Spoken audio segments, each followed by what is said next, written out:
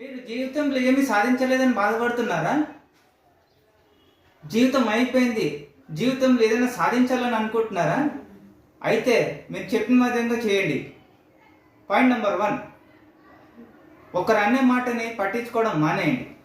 Point number 2, మీకు ఏదైతే మనసుకి అనిపిస్తుందో అదే చేసుకోండి. పాయింట్ నెంబర్ 3, మీకు మనసులో ఏదైతే చెయ్యాలని ఆశ ఉంది, అది మంచిదో చెడదో ఒక డైరీ మెయింటైన్ చేయడానికి ప్రయత్నం చేయండి.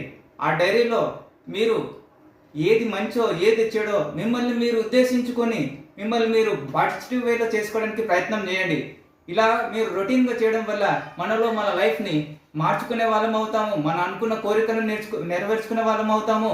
అలే కాకుండా మన జీవితంలో మనలో ఉన్న తప్పును కూడా మనకు మనం తెలుసుకొని ప్రయత్నం చేసుకొని మనం ఏదైనా సాధించడానికి ప్రయత్నం చేసుకోవడానికి ప్రయత్నం చేయాలి తప్ప అర్ధాంతరంగా జీవితంలో ఏమి సాధించలేదని నిరుత్సాహపొందవలసిన అవసరం లేదు.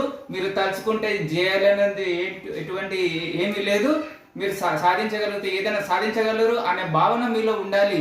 అంతేగాని నా వల్ల అయిపోయింది అని నెగిటివ్ ఆలోచించేదానికన్నా నా వల్ల అవుతుంది, నేను సాధించాను అని మీరు ఎప్పుడైతే అనుకుంటారో అదే మీరు జీవితంలో ఉన్నత శిఖరానికి ఎక్కిన వాళ్ళు అవుతారు, జయించిన వాళ్ళు అవుతారు.